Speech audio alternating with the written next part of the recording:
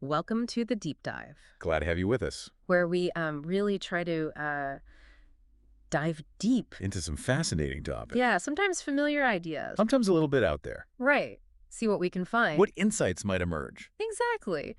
And we know you're here because, well, you're curious. Lifelong learners. Right? Yes. And you don't want to wade through a bunch of, jargon. We try to keep it clear. Yeah, approachable. So today, we're tackling something pretty interesting. Great Expectations. Dickens classic. And the Law of One. Spiritual philosophy. So two very different sources. Worlds, even. What can they tell us together about, well, us, About human nature. our journeys? The nature of reality, maybe even. So Dickens, Great Expectations, young Pip, Early life, out in the marshes. and then boom, the convict. Changes everything. Right, that encounter, so much there, the fear, The file, the food. or I'll cut your heart out. Intent. And that weird, wish I was a frog or an eel. So strange. Sets the tone.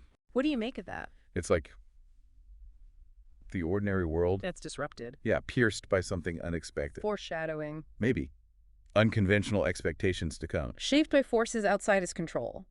Totally. Mhm. Then back home, hiding the food. Comical, almost, but also, Guilt. yeah, And Joe. And Mrs. Joe. Such a it difference. was concern. Simple. Mrs. Joe. Suspicion. Anger. And then, the soldiers. Out of nowhere. Changing everything. Seeds of change, Uh, planted by these big events. Exactly. And it's all from fear and obligation. Sends Pip on a path Mm. to something he thinks is greater. But born from trauma. Right. And then Pumblechook. Oh, Pumblechook. With his theory about the convict. The rope. Absurd, Totally. but is human. We create explanations. Even if they're unfounded. Poor Wopsle. No grand theory. Overlooked. Always. And Pumblechook. So nosy. He represents something. That societal days. That Pip internalizes later. Exactly. Social climbing. External appearances. Okay then, Miss Havisham. Big shift. Great expectations. Literally. Satis House. What a name, huh? The journey there. Estella. Cold beauty. Chopped clocks. Faded grandeur. Outside of time.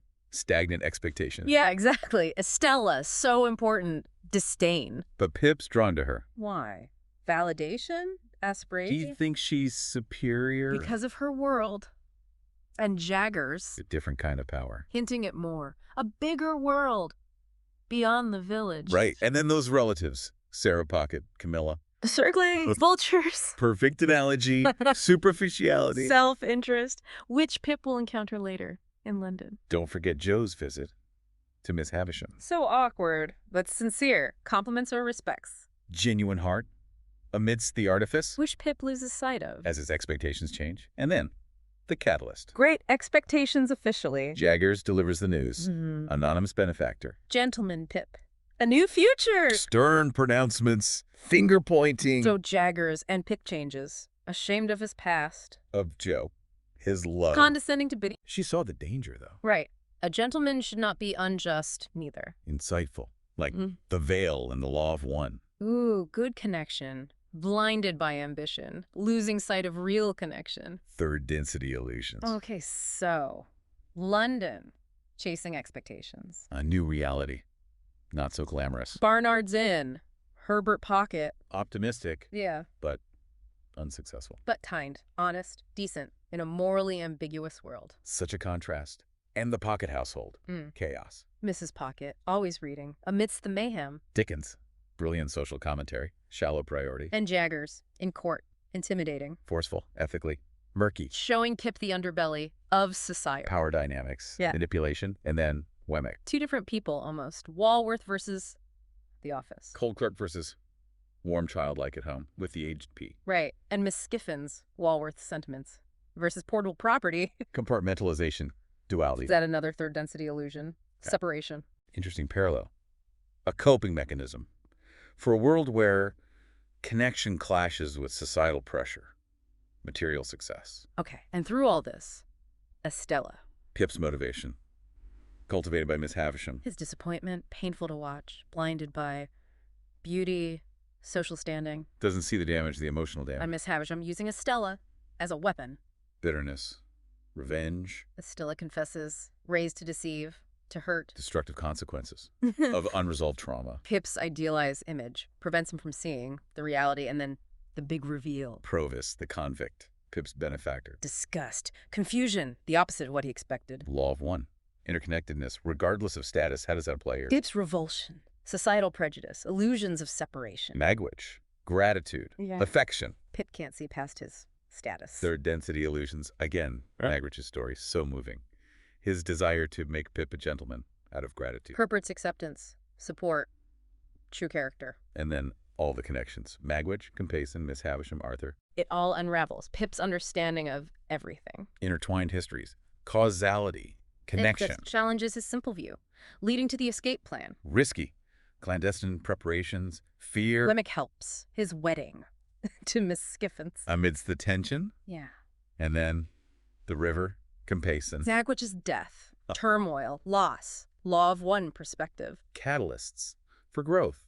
Third density. Learning through experience. Trials. Confronting prejudices. Misplaced values. Seeing Magwitch as a human being, capable of love, sacrifice, and then Pip goes home. Transformation. Illness. Joe's care. Facing his ingratitude. Recognizing love. Forgiveness. Great expectations. Gone. New purpose. With Herbert and Estella. Poignant. Ambiguous. A simpler life, genuine connection, shedding illusions. Like a personal harvest. Moving from third density illusions to something real. Compelling. Pip's journey. From seeking validation to valuing connection, honest work. Law of one. Beyond the material, towards love, service. Estella. Shared experience, not artifice. So we've covered a lot. Dickens, law of one. Parallels, connections. Pip's pursuit of status, of Estella. Illusion born of illusion. What stands out? Driven by external validation, worthy of Estella, socially accepted. External markers, part of the illusion, distracting from inherent value. Interconnectedness, pain, disillusionment. What about us? What do we strive for? Good question. And Magwitch, as benefactor.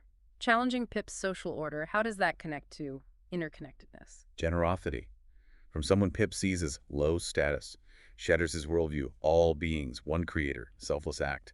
Illustrates interconnectedness, love, service, in unexpected places, challenging illusions of separation. True worth, kindness, not confined by class. What about Miss Havisham? Freezing time, controlling Estella. Opposite F, law of one, flow of consciousness, free will, distortion, refusal to accept the dynamic nature of reality, growth through experience, not control, consequences of resisting the flow. Her own distorted reality, trapped by trauma, and Pip's return to his roots, appreciating Joe, Biddy, service to others. Yes. Realizing the value of love, connection, over status, shifting from self-serving to appreciation, selfless love, law of one, polarity, moving towards service, away from self-focus, shedding superficial expectations. Rock bottom, losing everything, to understand what matters.